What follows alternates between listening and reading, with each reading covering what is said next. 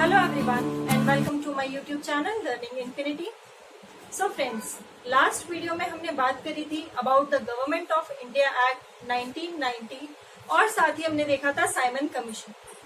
हमने देखा कि गवर्नमेंट ऑफ इंडिया एक्ट जो आया था वो एवरी 10 ईयर रिवाइज करने का प्रोविजन था, लेकिन due to the opposing Indians क्या होता है कि साइमन कमीशन को before 2 years that is in the year 1927 ही आना पड़ता है।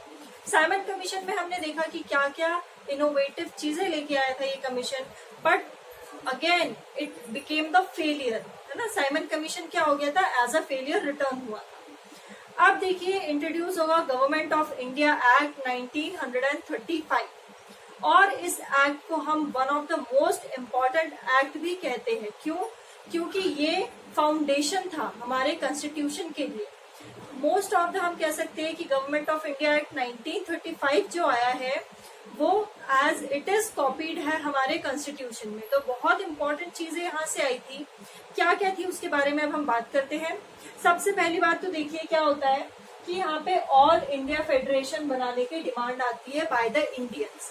ऑल इंडिया फेडरेशन क्या करेगा, जितने भी प्रोविंशियल और प्रिंसली स्टेट्स है उनको कंबाइन करके एक जैसा हर जगह पे फेवर देगा।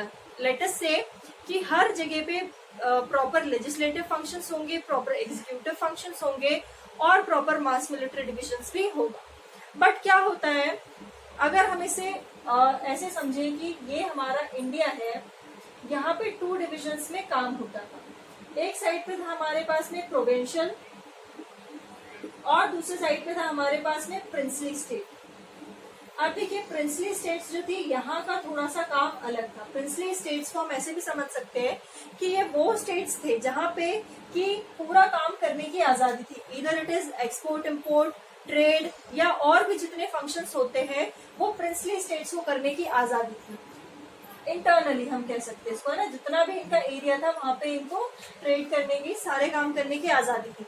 बट प्रोविंशियल स्टेट्स में ऐसा नहीं था। प्रोविंशियल स्टेट्स में परमिशन चाहिए होती थी वाइसरॉय की, तभी कुछ वर्क वो कर सकते थे। इधर इट इज ट्रेडिंग और इट इज समथिंग एल्स। तो यहाँ पे 2 तरह से डिवाइडेड था। अब देखिए प्रोविंशियल और प्रिंसली स्टेट्स, इन दोनों को साथ में लाना है। इन दोनों को साथ में लाना है क्यों? क्योंकि हमें ऑल इंडिया फेडरेशन की जरूरत थी। बट क्या होता है कि जो ब्रिटिशर्स है वो हमें 3 चीजें दे देते हैं in the name of provincial autonomy. देखिए हम लास्ट वीडियो में भी बात कर रहे थे कि इंडियंस को किस चीज की डिमांड थी, वी वांट प्रोविंशियल ऑटोनॉमी। क्यों? अगर हमारे पास में प्रोविंशियल ऑटोनॉमी होगी तो हम पॉलिटिकली और लीगली इंडिपेंडेंट बन सकते थे। बट क्या होता है कि गवर्नमेंट ऑफ इंडिया एक्ट जो आया था 1919 में, अगर आपको याद होगा तो लास्ट लेसन में हमने बात करी थी कि हमें फॉल्स लिस्ट दे दी गई थी। अब इस फॉल्स लिस्ट की वजह से हमारे पास में लेजिस्लेटिव पावर्स तो थी लेकिन एग्जीक्यूटिव पावर्स नहीं थी। In the act Indian act 1935 क्या हुआ कि हमारे पास में ट्रू लिस्ट आ गई, हमारे पास फेडरल लिस्ट भी आ गई, प्रोविंशियल लिस्ट भी आ गई और कॉन्करेंट लिस्ट भी आ गई। ये तीनों लिस्ट हमें दे दी गई बाय द ब्रिटिशर्स। लेकिन इसके साथ में एक और चीज इंपॉर्टेंट थी कि रेसिड्यूरी पावर्स जो थी वो अभी भी किसके पास थी, ये वाइसरॉय के पास में ही थी। ये इंपॉर्टेंट चीज हुआ किसमें, गवर्नमेंट ऑफ इंडिया एक्ट 1935। अब देखिए बहुत ही ज्यादा हम कह सकते हैं कि ट्रांजिटिव मोड आता है इस एक्ट की वजह से। हमारे पास में कुछ पावर्स भी आती है और कुछ और इम्पोर्टेंट डिसीजंस लिए जाते हैं। क्या है वो डिसीजंस, आइए समझते हैं। अब देखिए गवर्नमेंट ऑफ इंडिया एक्ट 1935 के बारे में एक चीज और स्पेशल है कि ये एक ऐसा डॉक्यूमेंट था जिसने फाउंडेशन क्रिएट की थी हमारे कॉन्स्टिट्यूशन के लिए। बहुत ही इंपॉर्टेंट डिसीजन मेकिंग डॉक्यूमेंट साबित हुआ था गवर्नमेंट ऑफ इंडिया एक्ट 1935। लेकिन देखिए इसमें भी जिस चीज की डिमांड हो रही थी, ऑल इंडिया फेडरेशन की जो डिमांड हो रही थी, उस डिमांड को एज अ फेलियर डिक्लेयर कर दिया गया। ये क्या हो गई, ये फेल हो गई। अब ये फेल क्यों होती है, देखिए अभी हमने जो समझा कि इंडिया को अगर 2 पार्ट्स में हमने डिवाइड करके देखा है, first is provinces and second is princely states. ये जो 2 एलिमेंट्स थे इसमें से क्या होता है कि प्रोविंसेस जो है वो रेडी हो जाती है, जितना भी प्रोविंशियल स्टेट्स थे वो रेडी हो जाते हैं ऑल इंडिया फेडरेशन के लिए। लेकिन स्ट्रॉन्ग डिनायल आता है किसकी तरफ से, प्रिंसली स्टेट्स की तरफ से। अब ये प्रिंसली स्टेट्स क्या करती है कि सीधे साफ तौर पे मना कर देती है, डिनाई कर देती है, जिसकी वजह से क्या हो जाता है कि ऑल इंडिया फेडरेशन वहीं पे फेल हो जाता है। इसके साथ ही बहुत इंपॉर्टेंट एक और चीज है कि जो फ्रेंचाइजी की हमने लास्ट लेसन में भी बात करी थी कि फ्रेंचाइजी जो थी वो लिमिटेड थी and it is all about the 10% only. यहाँ पे सिर्फ हमारे पास में 10% फ्रेंचाइजी थी। That means the only 10% of people are going to vote in any election, इधर इट इज डायरेक्ट और इनडायरेक्ट। इसके साथ ही क्या होता है कि आरबीआई का भी स्टैब्लिशमेंट हो जाता है, रिजर्व बैंक ऑफ इंडिया जिसे हम कहते हैं। साथ ही CPSC that is central public service commission, then JPSC joint public service commission and SPSC that is state public service commission. इन तीनों का भी स्टैब्लिशमेंट होता है और इसको भी लागू कर दिया जाता है, आधिकारिक रूप से लागू कर दिया जाता है हम कह सकते हैं। तो ये बात हो गई गवर्नमेंट ऑफ इंडिया एक्ट 1935 की।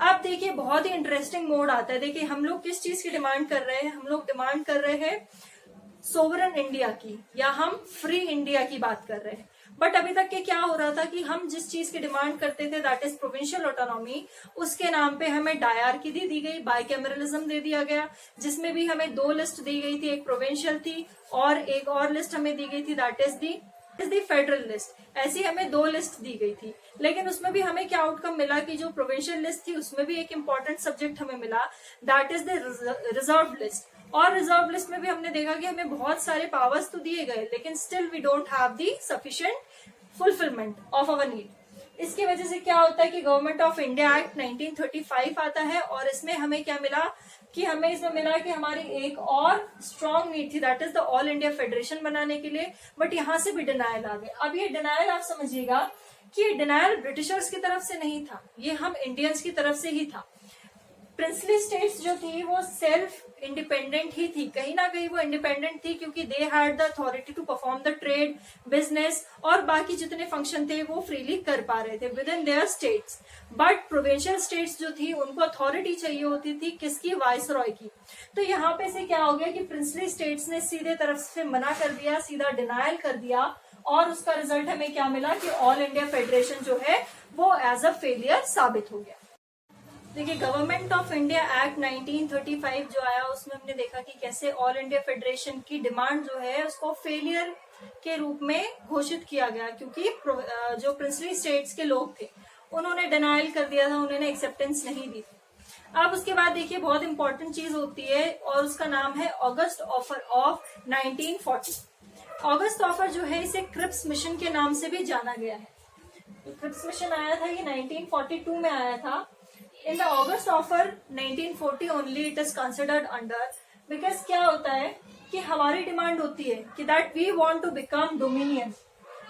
अब देखिए अभी तक के हमने क्या बोला, स्टार्टिंग में हमने बोला है कि हमें प्रोविंशियल ऑटोनॉमी चाहिए। प्रोविंशियल ऑटोनॉमी में क्या होगा कि हमारे पास में सारे राइट्स होंगे to take decisions about trading, investments and import export and all the political and legal decisions were taken under Indians.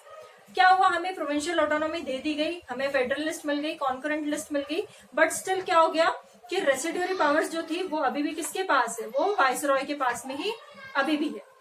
अब देखिए क्या हो गया कि जो ऑगस्ट ऑफर 1940 आया है इसमें हमने बोल दिया कि हमें डोमिनियन चाहिए, we want to become dominion. Dominion क्या होगा, it will be the head of state, इधर इट इज किंग और क्वीन। जो हेड होगा वो किंग होगा या क्वीन होगा, है ना, स्टेट के लिए, इसे कहते हैं डोमिनियन। अब इसके बाद में क्या होता है कि बहुत लंबी डिमांड हो रही है कंस्टिट्यूएंट असेंबली को फॉर्म करने की। देखिए दोस्तों, कंस्टिट्यूएंट असेंबली को फॉर्म करने का सबसे पहला नीड क्यों हुआ, अगर हमारे पास में कंस्टिट्यूएंट असेंबली होगी तो जितने भी प्रोविंशियल डिसीजंस लेने हैं we can easily take them. जब प्रोविंशियल डिसीजंस हम खुद लेने लगेंगे तो हम कैसे हो जाएंगे, हम डोमिनियन हो जाएंगे, हम लोग सोवरन हो जाएंगे।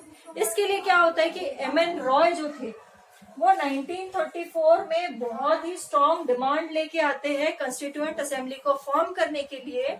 और इसी के लिए क्या होता है, नेहरू जी भी क्या करते हैं कि अपना बहुत ही स्ट्रॉन्ग समर्थन देते हैं किसको, एमएन रॉय को। और वो क्या करते हैं कि जो कॉन्स्टिट्यूएंट असेंबली की डिमांड है उसके लिए कहीं ना कहीं अप्रूवल मांगते हैं ब्रिटिश एडमिनिस्ट्रेशन से।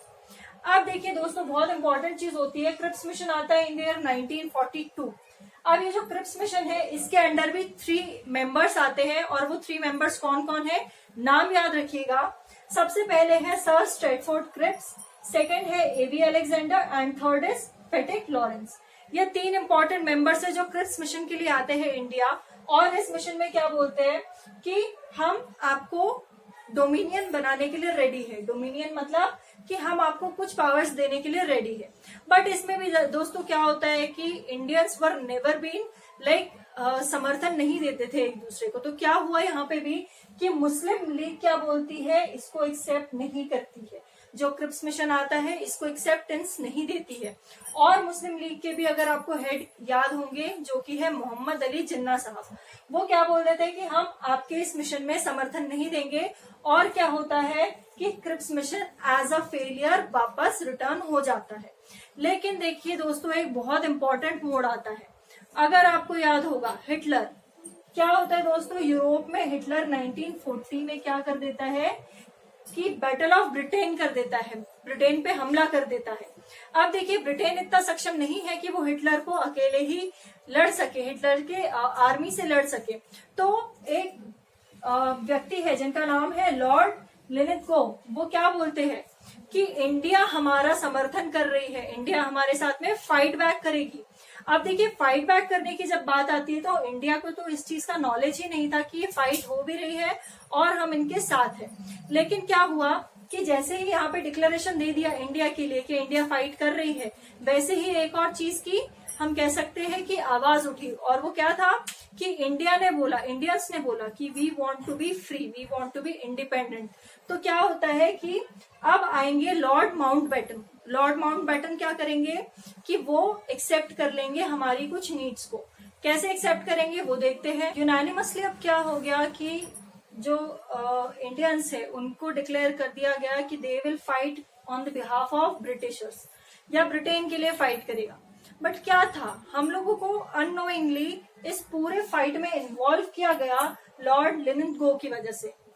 लेकिन क्या होता है दोस्तों कि जब ये डिक्लेयर कर देते हैं कि India will support Britain but we don't have any choice, तो हम क्या करते हैं कि हम एक छोटा सा हम कह सकते हैं स्टिपुलेशन रखते हैं। वो क्या कि we will fight on the behalf of Britishers only if they will allow us the dominion, या हमें इंडिपेंडेंट होने का मौका दे तो ही हम इनके बिहाफ में इनके लिए फाइट करेंगे। अब उसका एक रिजल्ट क्या आता है कि वॉर विद जर्मन हो जाती है, किसकी, ब्रिटिशर्स की। अब देखिए क्या हो गया कि अल्टीमेटली जो ब्रिटिशर्स, जो ब्रिटेन है वो क्या हो गया है, वो वीक हो चुका है।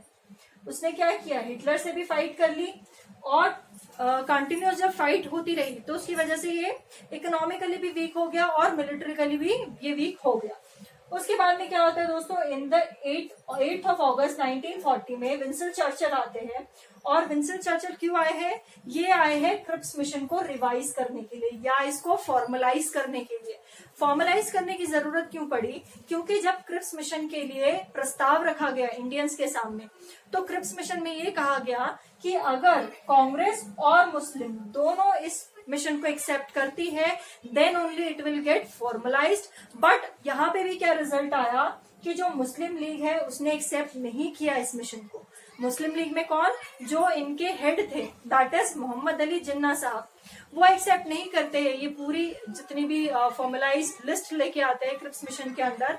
तो क्या होता है कि महात्मा गांधी बहुत ही ज्यादा अपसेट हो जाते हैं, बहुत गुस्सा हो जाते हैं और वो बोलते हैं के बाद the most legendary movement we can say quit India movement को वो लॉन्च कर देते हैं। क्विट इंडिया मूवमेंट की अगर हम बात करें तो it is one of the most strongest movement ever happened in our history.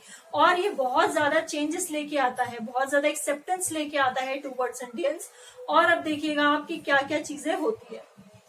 अब देखिए क्या हुआ, अगस्त 1942 में क्या होता है, क्विट इंडिया मूवमेंट लेके आते हैं महात्मा गांधी। क्यों लेके आए हैं, क्योंकि क्रिप्स मिशन को एक्सेप्टेंस नहीं दी गई मुस्लिम लीग की वजह से, जिसकी वजह से महात्मा गांधी को इतना बड़ा स्टेप लेना पड़ा। और इसी के बाद में कॉन्स्टिट्यूएंट असेंबली की डिमांड भी बहुत ज्यादा अपोज करती है, ब्रिटिशर्स को अपोज करती है और कॉन्स्टिट्यूएंट असेंबली की डिमांड को बहुत ज्यादा प्रेजल मिलता है, बहुत ज्यादा समर्थन मिलता है। देखिए कॉन्स्टिट्यूएंट असेंबली की डिमांड के साथ में ही क्या होता है कि इन द ईयर 1946 जून में क्या होता है, इनडायरेक्ट इलेक्शंस होते हैं। किसके लिए, कॉन्स्टिट्यूएंट असेंबली के मेंबर्स के लिए। अब देखिए ब्रिटिशर्स की जो पुरानी आदत थी कि वो हर कैबिनेट में इंडियंस को शामिल तो जरूर करते थे, लेकिन क्या करते थे, उनका व्यूज नहीं लेते थे, उनके वोट्स नहीं लेते थे। एंड समवेयर ऐसे भी हुआ है कि बहुत सारे ऐसे एक्ट्स आए हैं, बहुत सारे कमीशंस आए हैं जहां पे कि इंडियंस को इनवाइट भी नहीं किया गया था। सेम केस यहाँ पे भी होता है कि देखिए यहाँ पे इलेक्शन किसके लिए हो रहा है, इंडियंस के लिए हो रहा है, लेकिन वोट कौन नहीं करेगा, इंडियंस यहाँ पे वोट नहीं करेंगे। अब देखिए क्या होता है कि जो वोटिंग सिस्टम था उस टाइम पे भी आज के जैसा ही कुछ हद तक के सिमिलर वोटिंग सिस्टम था, लेकिन अब हम पर सीट के लिए हर एक व्यक्ति वोट करता है। बट वहां पे क्या था कि for 1 seat 10 lakh Indian vote करेंगे, पर 10 लाख इंडियंस के ऊपर एक सीट होगी इस कॉन्स्टिट्यूएंट असेंबली की। At that time friends the population of India was 39 crore. तो अकॉर्डिंग टू दैट कितना हो जाता है कि 389 सीट्स अवेलेबल थी कॉन्स्टिट्यूएंट असेंबली के मेंबर्स के लिए। अब इसका भी अगर हम देखें कि इलेक्शन कैसे होगा, कैसे नॉमिनेशन होगा, तो वो भी बहुत ही इंटरेस्टिंग था। 296 सीट्स के लिए इलेक्शन होता है, जिसमें से कि 93 सीट्स जो होगी वो नॉमिनेट की जाएगी किसके द्वारा, प्रिंसली स्टेट्स के द्वारा। अभी हमने क्या देखा था कि जो क्रिप्स मिशन आया था उसमें प्रिंसली स्टेट्स ने समर्थन नहीं दिया था, और साथ ही साथ जो मुस्लिम लीग थी उसने भी समर्थन नहीं दिया था, है ना। 2 लोग थे जिन्होंने समर्थन नहीं दिया। बट यहाँ पे क्या होगा, जो 93 सीट्स है वहां पे डायरेक्ट इलेक्शन किसके द्वारा होगा, नॉमिनेशन किसके द्वारा होगा, प्रिंसली स्टेट्स के द्वारा होगा। आप देखिएगा, आप बहुत इंटरेस्टिंग चीज है कि जो इंडियन नेशनल कांग्रेस है INC, इसके लिए अगर हम बात करें टोटल सीट्स कितनी आती है, तो यहाँ पे आती है 208 seats for Indian national Congress. Next अगर हम बात करें जो कि मुस्लिम लीग है, मुस्लिम लीग ने भी बहुत ही इंपॉर्टेंट रोल प्ले किया था। और देखिए ऑफर जो आता है उसमें भी हमने क्या देखा कि स्ट्रॉन्ग ऑपोजल आता है मुस्लिम लीग की तरफ से। अब एक क्वेश्चन वाली बात है यहाँ पे कि मुस्लिम लीग इतना अपोज क्यों कर रही है, क्या वजह है।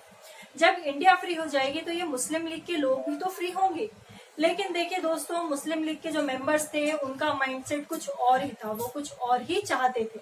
क्या चाहते थे, वो चाहते थे कि मुस्लिम्स के लिए एक दूसरा स्टेट बन जाए जो कि वो पाकिस्तान। तो देखिए पाकिस्तान बनाने के लिए ही इतना ऑपोजल आया कि मुस्लिम लीग के जितने भी मेंबर्स थे वो हर चीज में ऑपोज करना शुरू कर दिए थे। यहाँ पे हम जो इलेक्शन की बात कर रहे हैं, तो देखिए नेक्स्ट जो सीट्स आती है वो आती है मुस्लिम लीग की, और मुस्लिम्स को इस टाइम लगा था इलेक्शन में कि हमें बहुत ज्यादा सीट्स मिलेंगी। बट देखिए अगर हम फिगर की बात करें तो they only received a number of 73 seats. Next 15 seats जो थी वो अदर्स की थी, जो हम ये भी कह सकते हैं कि जो सेपरेट इलेक्टोरल बनाया गया था उनके द्वारा ये 15 सीट्स आई थी। तो ऐसे आप टोटल देखेंगे तो ये 389 सीट्स पे इलेक्शन हुआ था, जिसमें से कि इंडियन नेशनल कांग्रेस ने 208 सीट्स गेन की थी, मुस्लिम लीग ने 73 और 15 सीट्स अदर्स की आई थी।